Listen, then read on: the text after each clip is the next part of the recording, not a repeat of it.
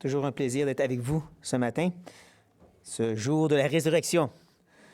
Mais il y a un sens où que tous les jours pour nous, c'est le jour de la résurrection. Nous, en tant que chrétiens, tous les jours, on réalise que notre Seigneur a conquéri la mort pour nous. Mais, bien sûr, avant de rentrer dans la parole, j'aimerais commencer en penchant nos têtes et en priant. Merci au grand Dieu, notre Père qui est dans les cieux, d'avoir livré ton Fils en rançon pour nous.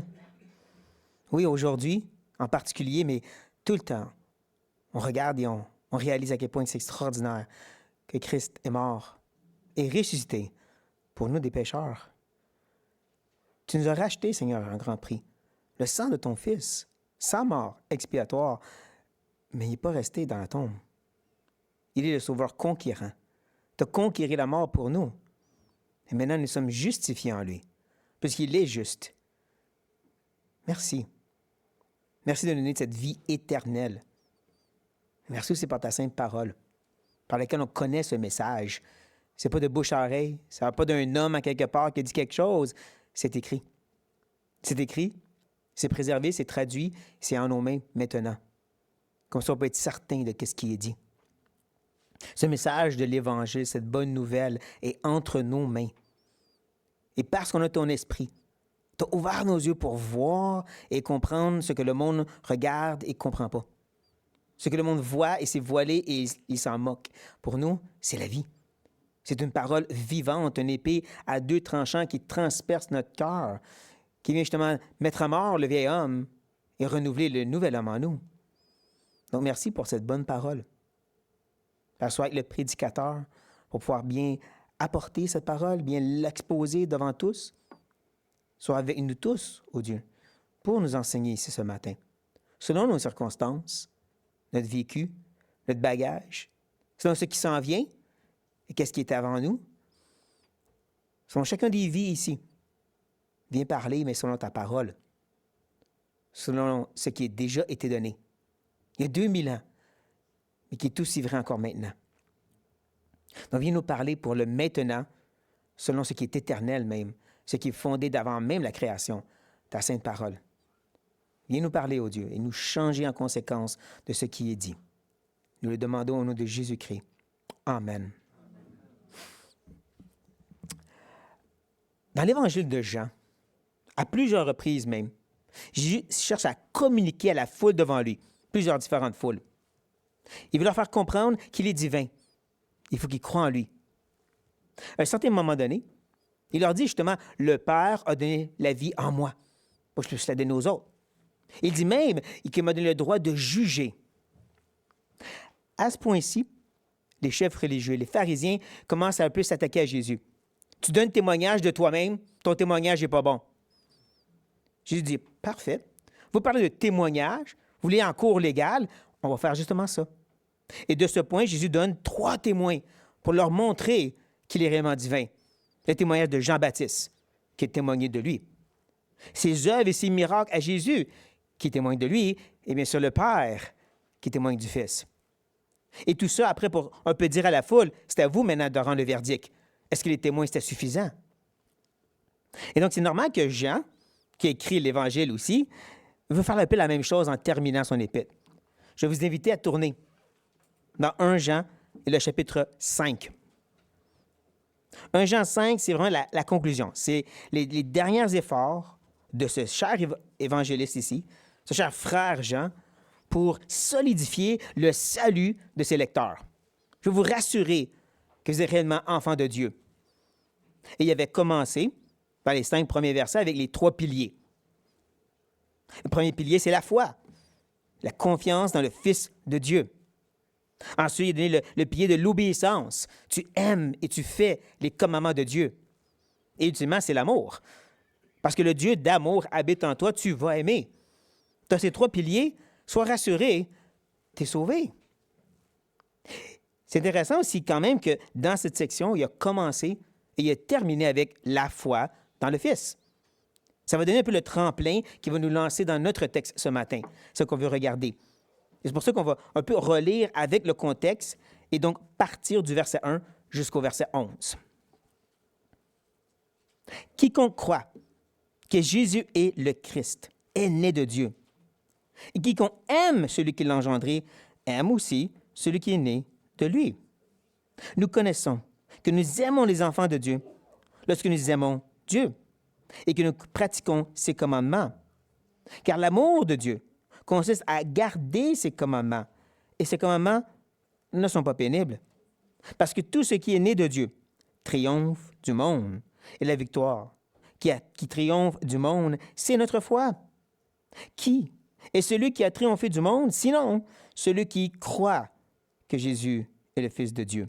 C'est lui, Jésus-Christ, qui est venu avec l'eau et du sang. Non avec l'eau seulement, mais avec l'eau et avec le sang. Et c'est l'Esprit qui rend témoignage, parce que l'Esprit est la vérité.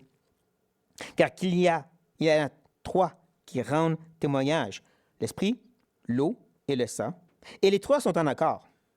Si nous recevons le témoignage des hommes, le témoignage de Dieu est plus grand, car le témoignage de Dieu consiste en ce qu'il a rendu témoignage à son Fils. Celui qui croit au Fils de Dieu a ce témoignage en lui-même. Celui qui ne croit pas le fait menteur, puisqu'il ne croit pas au témoignage que Dieu a rendu à son Fils. Et voici ce témoignage, c'est que Dieu nous a donné la vie éternelle et que cette vie est dans le Fils. Celui qui a le Fils a la vie. Celui qui n'a pas le Fils n'a pas la vie. Oui, c'est jusqu'au verset 12, mon erreur. Et j'espère que vous avez ressenti un peu le bombardement de la part de Jean ici. À 10 reprises, il répète l'expression « le témoignage ». Le témoignage, le témoignage. Il y a même un verset qui va dire 4 fois en ligne « boum, boum, boum » pour bombarder ses lecteurs, comme nous. Il veut vraiment les ébranler et leur faire comprendre cette idée du témoignage, comme Jésus a fait aussi. Un peu comme s'il appelle ses lecteurs aussi à rendre un verdict face à ce témoignage. Et déjà, on a un indice, le verdict, il est supposé pointer vers quoi? Vers qui? Parce que tout de suite en partant, il va dire, c'est lui, Jésus-Christ. Techniquement, Jésus-Christ apparaît plus tard dans le verset. Le verset commence tout simplement en disant « c'est lui ». Mais on sait à qui il fait référence, parce qu'il dit à la fin du verset 5, « celui qui croit Jésus est le Fils de Dieu ». On sait donc à qui il fait référence. C'est lui. C'est Jésus. Tout ce qui va se passer, tout le témoignage qui va être donné est centré sur le Fils. C'est bon de garder ça en tête. Parce que tout de suite, Jean va nous présenter les 2 premiers témoins, qui est venu avec de l'eau et du sang. Ça veut dire quoi, ça? C'est qui ces témoins-là? C'est sûr que les lecteurs, eux, le savaient. Jean avait enseigné dans ces églises-là, sûrement qu'ils avaient déjà utilisé l'expression « l'eau et le sang ». Eux le savaient. Mais nous, 2000 ans plus tard, on se gratte un peu la tête. Il y a 3 options qui s'offrent à nous. Vraiment les 3 les plus solides à travers l'histoire chrétienne. La première, c'est que moi, j'ai entendu au début de ma vie chrétienne, c'est que Jésus a été percé après sa mort et qu'il a coulé de l'eau et du sang de son côté. C'est intéressant, mais ça témoigne de quoi exactement, ça? Le fait qu'il y ait de l'eau et du sang qui est sorti de son côté, ça veut dire quoi? Le but ici, c'est qu'il y a un témoignage qui est en train d'être donné. C'est pour ça que je crois qu'il y a peut-être quelque chose de mieux ici. L'autre option, qui ferait peut-être un peu plus un témoignage, c'est l'eau représente le baptême et le sang la coupe, la scène. Et donc les 2 ordonnances que Jésus a données. Ça témoigne, certainement. Mais le problème ici, c'est le langage que Jean utilise. Dans le texte original, arrêtez ce que Jean dit ici, c'est lui, Jésus-Christ, qui est venu par l'eau et par le sang. Ah, ça, c'est intéressant. Les petits mots sont très importants.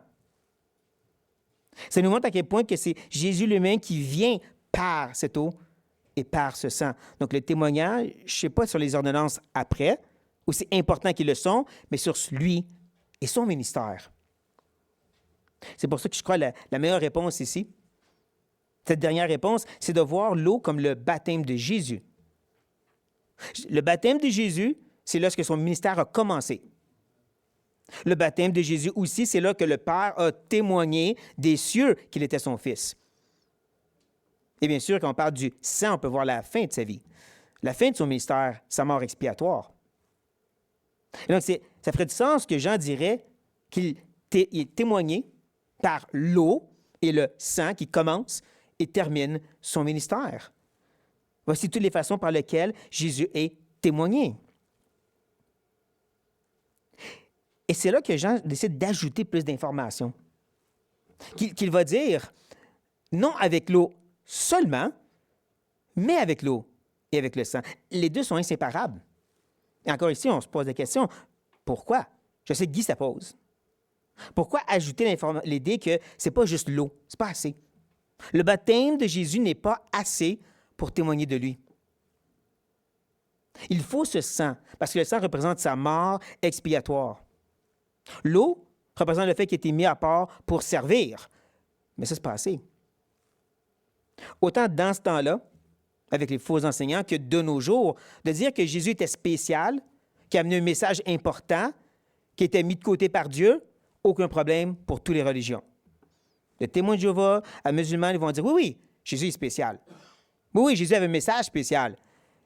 Mort expiatoire pour nos péchés. La seule façon par laquelle on peut être sauvé, oh non. Oh non. Les gens disent oui, les deux vont ensemble. Le témoignage de Jésus va inclure non seulement qu'il est mis à part pour servir, mais il devait mourir pour nos péchés. Donc oui, les deux sont inclus ici. Ça ne peut pas être enlevé. Et c'est là encore que les petits mots sont importants. Arrêtez, Jean, ce qu'il dit, non avec l'eau seulement, mais dans l'eau et dans le sang. Ça, c'est intéressant. On comprend dans l'eau le baptême qu'il y a eu dans l'eau, mais dans le sang, Jésus n'est pas baigné dans du sang, c'est bizarre comme idée. Mais il faut comprendre que l'expression « dans », ça ne veut pas juste dire rentrer dans quelque chose. Ça parle de la sphère. Ça parle de l'idée de tout ce que ça l'inclut. C'est comme si ici, Jean veut nous faire plonger dans la totalité de ces deux témoins. Tout ce que l'eau représente au ministère de Jésus. Tout ce que le sang représente au ministère de Jésus. Pensez à Jean chapitre 3. Lorsque Jésus est avec Nicodème et qu'il lui dit qu'il faut naître de nouveau. Nicodème ne comprend pas. Donc Jésus ajoute, en vérité, je te le dis, si un homme ne naît d'eau et d'esprit, il ne peut entrer dans le royaume de Dieu. Et encore là, il y a des gens qui se questionnent, c'est quoi naître d'eau et d'esprit? Bien, la Bible explique la Bible. Jésus, c'est la parole faite chair. Ce qu'il dit vient de l'Ancien Testament. Ça vient des paroles qu'on retrouve dans Ézéchiel 36. Où est-ce que, justement, Dieu est en train d'expliquer c'est quoi la nouvelle alliance qu'il va faire. Il dit ceci. « Je répandrai sur vous quoi? Une eau pure, et vous serez purifiés. Je vais vous purifier de toutes vos souillures et de toutes vos idoles. Je vous donnerai un cœur nouveau. Ah! Et je mettrai en vous quoi? Un esprit nouveau. J'ôterai de votre corps le cœur de pierre. Je vous donnerai un cœur de chair. Je mettrai mon esprit en vous et je ferai en sorte que vous suivez mes ordonnances, que vous observiez et pratiquiez mes lois. » On voit l'eau, on voit l'esprit, on voit la nouvelle naissance, comme Jésus le mentionne à Nicodème. Et c'est là qu'on comprend mieux que cette eau que Jésus a apportée a une grande profondeur. Pas pour rien que Paul va reprendre cette idée de l'eau, de la nouvelle naissance, puis il va dire ceci. « Ignorez-vous que nous tous qui avons été baptisés en Jésus-Christ, c'est en sa mort que nous avons été baptisés? Nous avons donc été ensevelis avec lui par le baptême en sa mort, afin que, comme Christ est ressuscité des morts, par la gloire du Père, de même nous aussi, nous marchions en nouveauté de vie. » Je vais peut-être vous choquer en vous disant, premièrement et avant tout, Paul ne fait pas référence au baptême d'eau. Quoi? Attendez, pas de lapidation? Déposer les roches? Guy, je te check? Non, premièrement et avant tout, il parle du baptême de l'Esprit. L'œuvre où est-ce que l'Esprit nous a immersés dans la mort et la résurrection de Christ, qui nous a justement régénérés, comme Paul dit aussi dans Colossiens, la circoncision du cœur. Oui, le baptême d'eau témoigne de ceci. Lorsqu'on va dans l'eau, on dit au monde, je suis mort avec Christ, je suis ressuscité avec lui. Mais c'est un baptême de l'Esprit, premièrement. C'est une œuvre qui vient de lui. Et c'est pour ça que Paul dit en Tite, il nous a sauvés, non à cause des œuvres de justice que nous aurions fait, mais selon sa miséricorde. Par quoi? Le baptême d'eau? Non, le baptême de la régénération et le renouvellement du Saint-Esprit. Ça, c'est le même baptême que dans Romains 6. Cette œuvre spirituelle qui est représentée par l'eau, justement. Donc encore, on voit qu'il y a une belle profondeur à cette eau par laquelle Jésus est venu. Tellement important qu'on va mettre dans notre poche. S'il n'y a pas de place dans votre poche, tous ces versets-là, mettez dans la sacoche de votre femme, il y a toujours de la place là. Mais il y a aussi le sang. Il ne faut pas oublier que le sang, c'est aussi quelque chose dans lequel Jésus est allé dans le sang. Et donc, il y a un témoignage plus profond à voir en rapport avec le sang. Un peu comme avec l'eau représentant le baptême d'eau et tout ce que ça est connecté avec. Même chose pour le sang. Oui, la coupe, mais la coupe parle d'autre chose. Dans Exode 24, on peut lire ceci. Moïse prit la moitié du sang qu'il mit dans des bassins, et il répandit l'autre moitié sur l'autel. Il prit le livre de l'Alliance et le lut en présence du peuple. Ils dirent, nous ferons tout ce que l'Éternel a dit, et nous obéirons. Moïse prit le sang, il le répandit sur le peuple en disant, écoutez bien là, voici le sang de l'Alliance que l'Éternel a fait avec vous, selon toutes ses paroles. Donc, en aspergeant le sang sur l'autel, sur le peuple, il établissait la première alliance. Un peu comme lorsque Dieu a établi une alliance avec Abraham, du sang était versé aussi. C'est un sang de l'alliance. Jésus va reprendre la même idée, vous savez, lorsqu'il établit le repas du Seigneur. Il prit ensuite une coupe. Et après avoir rendu grâce, il la leur donna en disant, buvez-en tous, car ceci est mon sang, le sang de l'alliance, qui est répandu pour plusieurs pour la rémission des péchés. Donc encore, le sang qui parle de la mort de Jésus, qui parle aussi de nos péchés lavés, parle aussi d'une alliance que le Père fait avec nous qui ne va jamais briser. Tout ça est inclus dans le sang, autant que avec l'eau. Et tout ceci, c'est les deux premiers témoins. Et maintenant, on va rencontrer le troisième. Et c'est l'Esprit qui rend témoignage. Ça, c'est ce que j'appelle la bombe atomique. Si 10 fois il répète témoignage, à 4 reprises, il va parler de rendre un témoignage. Voici le message qui a été donné, montrant l'importance. Et ne manquez pas que ce témoignage vient de l'Esprit. Donc oui, l'eau et le sang viennent parler du Seigneur, mais c'est l'Esprit qui rend le témoignage. C'est un peu comme si l'Esprit prend 2 marionnettes, l'eau et le sang, pour nous parler en rapport avec Jésus. C'est bizarre de dire des marionnettes, mais quand on regarde la fin de l'Évangile de Jean, nous trouvons justement la raison de son livre. Jean dit ceci. Mais ces choses qui incluent le baptême et la mort de Jésus et tout son ministère, ces choses ont été écrites afin que nous croyions que Jésus est le Christ, le Fils de Dieu, et qu'en croyant, vous ayez la vie en son nom. Le message centré sur Jésus. C'est le témoignage que Jean a rendu par son évangile. Et vous savez que c'est qui a écrit l'évangile de Jean? Le Saint-Esprit. Le Saint-Esprit qui rend témoignage à travers la plume de Jean, de l'eau et du sang. C'est pour ça qu'il peut dire, c'est lui qui rend le témoignage par l'eau et le sang de qui est Jésus et qu'est-ce qui est important de lui.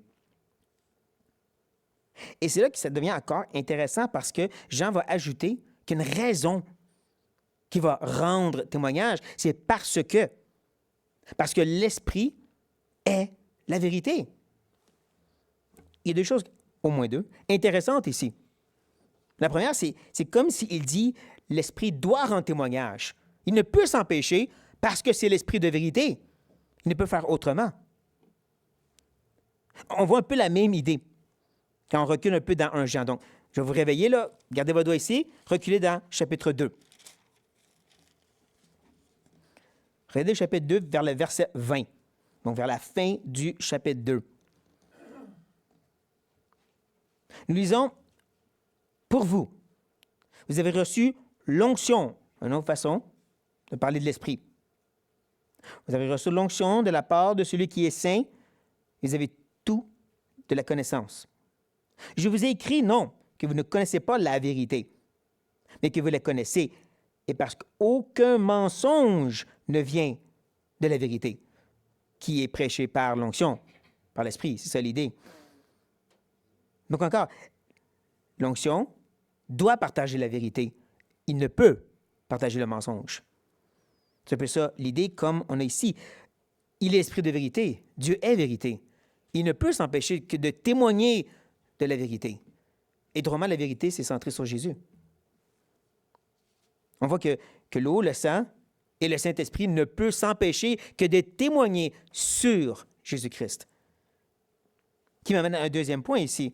On voit que le ministère principal de l'Esprit, c'est de partager cette vérité qui est centrée sur lui, sur Jésus. Et c'est un peu ça que Jésus lui-même a dit dans le discours de la chambre haute. Dans le discours de la chambre haute, Jésus explique la venue de l'Esprit.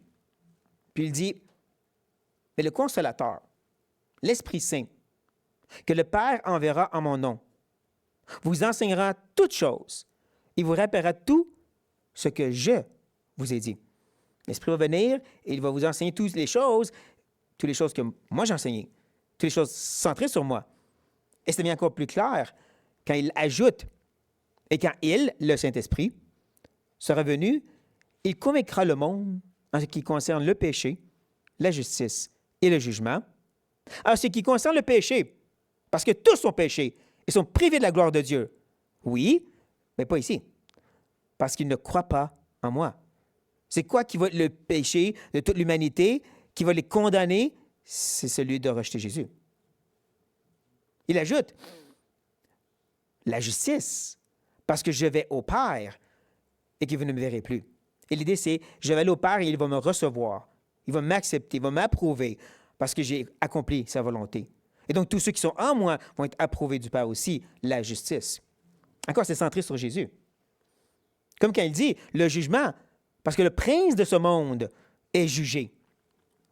Je l'ai mentionné dans Jean, le même épître, le même évangile, au chapitre 5, il dit que Dieu lui a donné tout jugement, incluant sur le prince de ce monde et ceux qui le suivent. Ce jugement qui va apporter la fin des temps, qui a déjà commencé quand il a écrasé la tête du serpent. C'est Jésus qui fait ceci. Et c'est ça que l'Esprit vient témoigner. C'est centré sur lui. Et donc, oui, c'est le témoignage de l'eau, du sang, de l'Esprit, qui ne peut s'empêcher de dire la vérité, qui est centré sur le Fils. Et c'est pour ça qu'il va revenir à la charge, juste pour être sûr qu'on n'a pas encore compris, puis dire, car il y a trois qui rendent témoignage. L'Esprit, l'eau et le sang. Et les trois sont en accord. Le fait qu'il veut nous répéter que ces trois témoins, l'eau, le sang, l'Esprit, reviennent sur un seul message dont ils sont en accord. Il n'y a rien de plus important, les amis, que de vous donner un témoignage qu'on doit rendre. Et c'est ça, bien sûr, centré sur lui, comme on l'a vu. Ça nous parle beaucoup sur l'importance de ce témoignage, de ce message, de cette personne qui est Jésus-Christ. Il ne veut pas qu'on s'en détourne parce que même ces trois rendent un seul et même témoignage. Et c'est pour ça donc qu'il peut même ajouter, si nous recevons le témoignage des hommes, et là on voit que le message semble changer. C'est quoi le témoignage des hommes ici? Certains voient l'idée de juste un simple témoignage ou message des hommes. Comme quand tu vas en cours puis qu'il y a des témoins qui parlent. Mais moi, je crois qu'il ne faut pas négliger le contexte historique. Il y a des faux enseignants, des hommes, qui sont venus avec des témoignages, des messages qui, tristement, ont été reçus de la part de ces chrétiens-là. Certains ont même commencé à suivre cet enseignement-là, d'autres sont remis en question sur la foi. Ils ont été tellement mélangés par ce qui a été dit. Ils ont reçu ce message, ce témoignage des hommes. C'est comme si Jean, encore une fois, subtilement, il dit, vous l'avez reçu, ce qui était dit par eux. C'est pas la première fois qu'on voit ça dans les évangiles et dans les épîtres, dans la parole. Parce que même Paul le fait dans 2 Corinthiens. En 2 Corinthiens, on voit qu'il y a comme un combat avec des faux enseignants qui ont cherché à détourner les gens de Paul. Et encore, Paul va dire, vous recevez leur témoignage. Vous êtes prêts à les soutenir, eux autres, à leur donner de l'argent. Laissez-vous abuser. Et pourtant, moi, par amour, je sais vous donner la vérité. Donc, encore, Paul fait ce combat entre vous recevez ceci, puis moi, je vous donne cela à la place. Et je crois que c'est la même chose qui se passe ici avec Jean. Vous l'avez reçu, ce témoignage des hommes, mais il y en a un meilleur. Le témoignage de Dieu, qui est plus grand. C'est frappant parce que ces faux enseignants osaient prôner à tout le monde. Nous, on connaît le vrai Dieu. Notre message, notre façon de faire, ça va vous donner une vraie communion avec Dieu. Voici que Jean dit, il y a leur témoignage et il y a le témoignage de Dieu. Ce n'est pas la même chose. Même s'ils se prônent et se présentent comme des prophètes envoyés de l'Éternel, c'est le message des autres, des hommes, puis tu as le message de Dieu. Ce message de Dieu qui est plus grand, plus grandiose, plus merveilleux. Et c'est là qu'on doit se poser la question, c'est quoi ce message-là qui est tellement plus grand que celui des hommes? Et que Jean va nous garder un petit peu en anticipation. Car le témoignage de Dieu consiste. Peux-tu le dire, Jean? Non, il fait exprès pour étirer un peu la sauce, comme on dit. Il fait exprès pour faire vraiment étirer la réflexion de ses lecteurs. Le témoignage de Dieu est plus grand. Le témoignage de Dieu, c'est ceci. En ce qu'il a rendu témoignage à son Fils.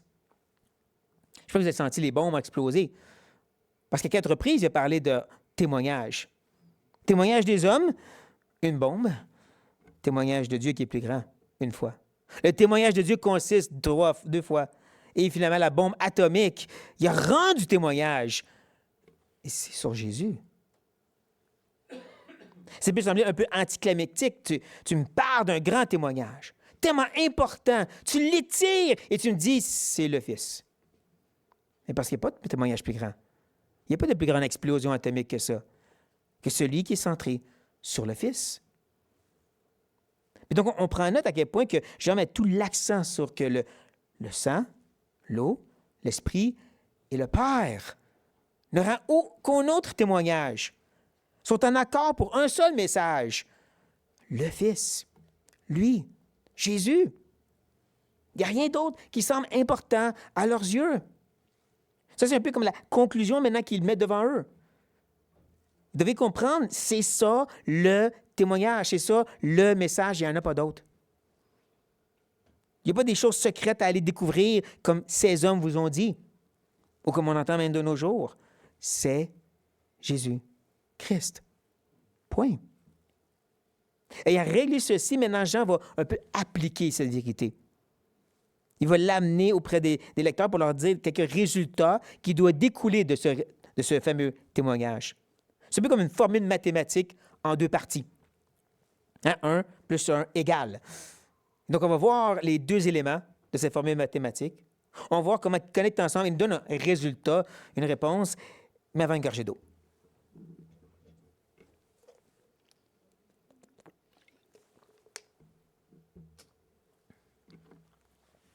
Et donc, Jean commence.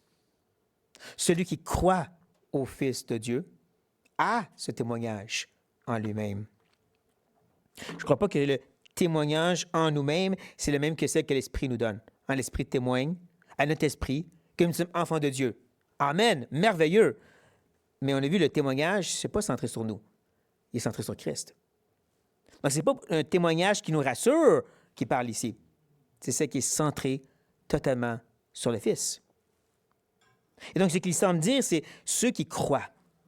Ceux qui ont leur confiance en Christ comme Seigneur et Sauveur vont avoir ce témoignage en eux. Ça va les envahir dans leurs pensées et leur cœur. Ils vont ouvrir la Bible et ils vont voir de la tête aux pieds, du début à la fin, que Jésus, partout. Ils vont avoir ce témoignage dans leur homme intérieur, dans leur nouvel homme qui est en eux. Tout ce qu'ils vont pouvoir voir et comprendre, c'est le Fils. Il n'y a rien d'autre.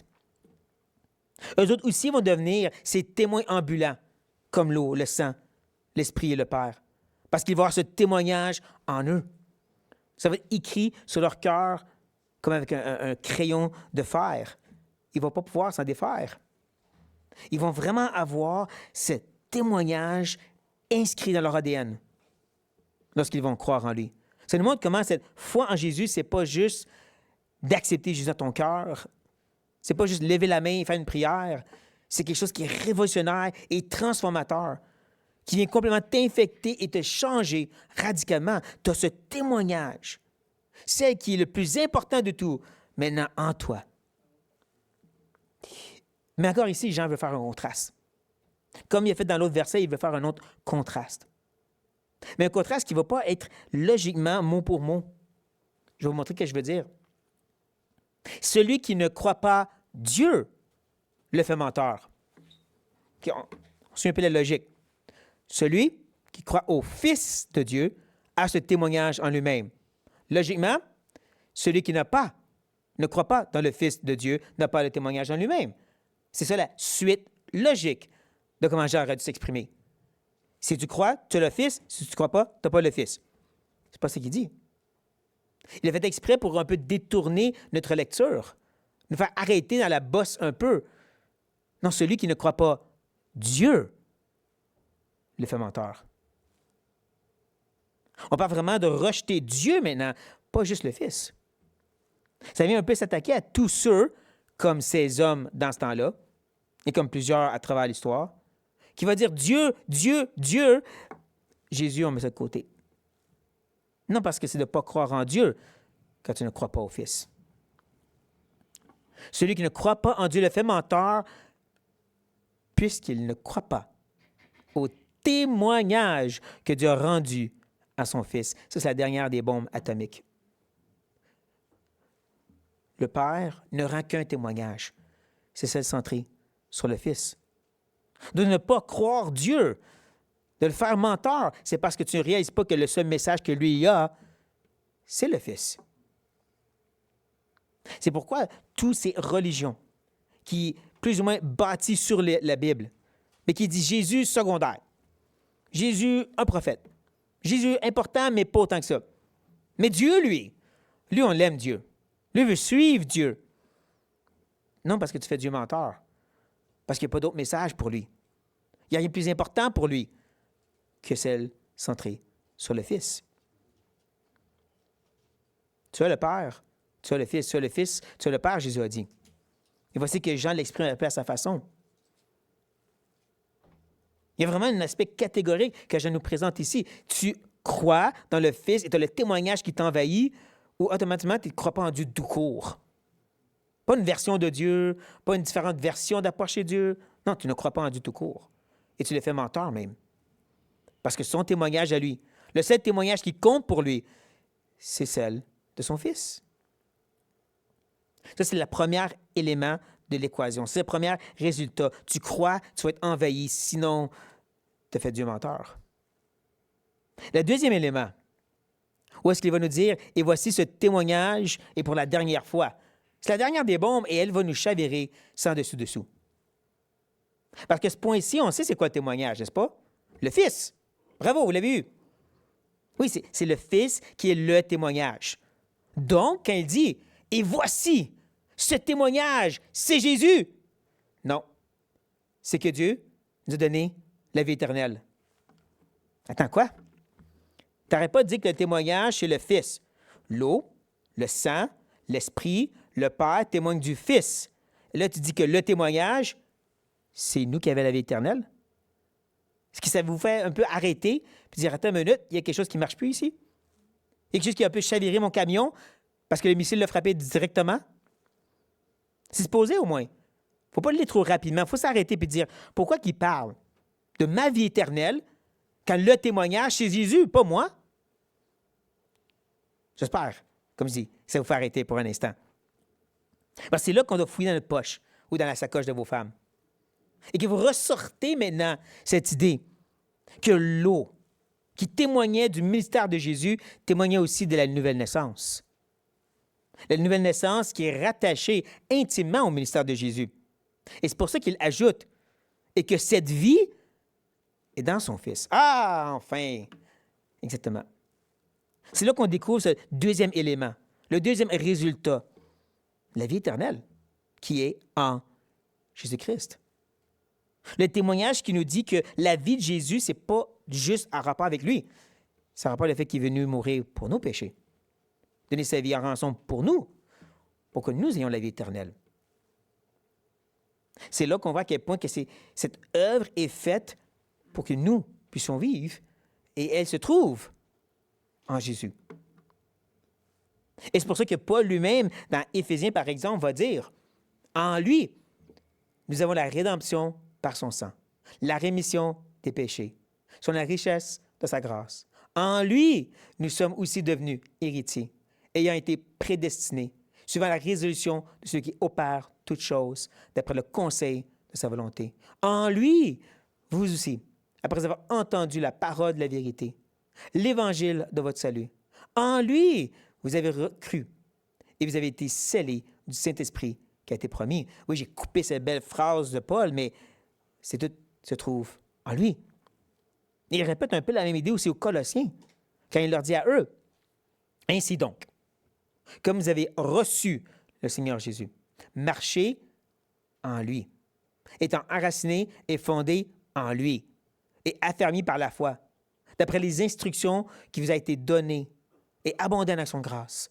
En tout se trouve en lui. » Et tantôt, j'ai fait la référence de cette œuvre de circoncision du cœur, mais dans Colossiens, justement, vous avez tout pleinement en lui, qui est le chef de toute domination et de toute autorité. Et c'est en lui que vous avez été circoncis, d'une circoncision que la main n'a pas faite, mais de la circoncision de Christ, qui consiste dans le dépouillement du corps de la chair, ayant été enseveli avec lui par le baptême. Vous êtes aussi ressuscités en lui et avec lui par la foi, en la puissance de Dieu qui l'a ressuscité des morts. L'œuvre de l'Esprit, de circoncire nos cœurs, de régénérer nos cœurs, de nous baptiser dans sa mort et sa résurrection en Jésus. Tout ça se trouve en lui. Donc oui, le témoignage reste centré sur le Fils. Et maintenant qu'on a les deux morceaux de l'équation, on croit en lui et donc son témoignage vient en nous. Et donc nous avons cette vie éternelle. Et donc il peut dire, celui qui a le Fils a la vie. 1 plus 1 égale 2. Tu as ce Fils dans la foi, le témoignage vient en toi. Donc en retour, tu as la vie éternelle. Bien sûr, Jean va aussi contrebalancer et dire de façon catégorique, celui qui n'a pas le Fils de Dieu n'a pas la vie. Encore, subtilement, il s'attaque à ceux qui prônaient une relation avec Dieu sans le Fils. Tu n'as pas la vie. Aussi simple que ça. C'est dur, c'est dogmatique, mais c'est la parole de Dieu est aussi tranchante. Jésus l'a dit, nul ne vit au Père que par lui. Il n'y a pas d'autre façon. C'est le témoignage qui nous a été donné de par la parole. C'est elle qui nous dit que Jésus, avant même qu'il ait commencé son ministère, est allé tenté dans le désert par le diable. Il a été Adam qui représente l'humanité. Il a été Israël dans le désert qui a désobéi, sauf que lui a tenu ferme. Il est devenu notre représentant comme Adam l'a fait. Représentant obéissant jusqu'à la mort de la croix. Où est-ce qu'il a pris notre place là aussi? Mourant pour nous, parce que c'est le péché qui donne la mort, mais lui, il n'a pas péché. Mais il nous représentait.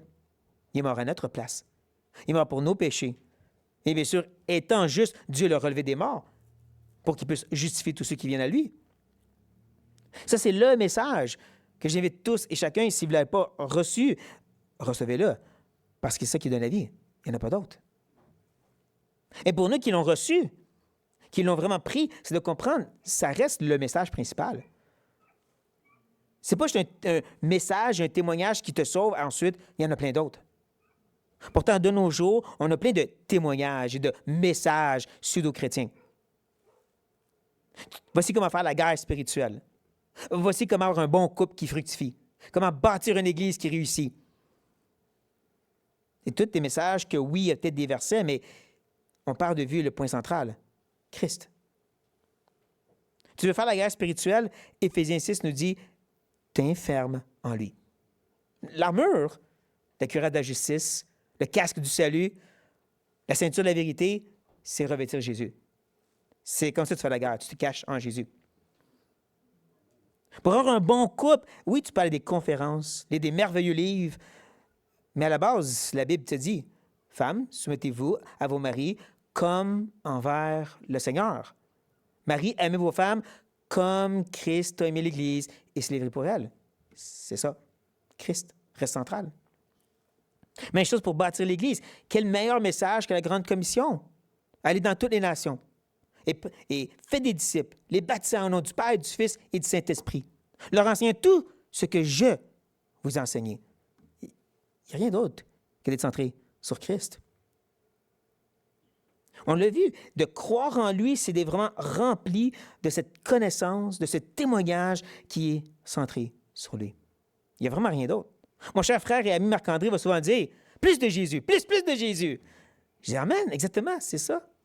C'est aussi simple que ça pour Jean, comme ça devrait être pour nous aussi. Prions. Seigneur, on demande pardon. Parce qu'on va peut-être dire que oui, tu es central à l'existence. Tu es tout pour nous. Et ensuite, on va mettre toute autre chose avant toi. Toute autre priorité qu'on considère plus important. On va se perdre, Seigneur, dans ce monde d'occupation, de responsabilité et de toutes sortes de plaisirs et de bonheur. On va dire oui, Jésus. Et ensuite, on va vivre nos vies sans toi. Pardonne-nous, Seigneur, et parle à nos cœurs. Montre-nous que ce témoignage central au Père et à l'Esprit, ce témoignage centré sur lui, devrait dominer nos cœurs et nos pensées aussi.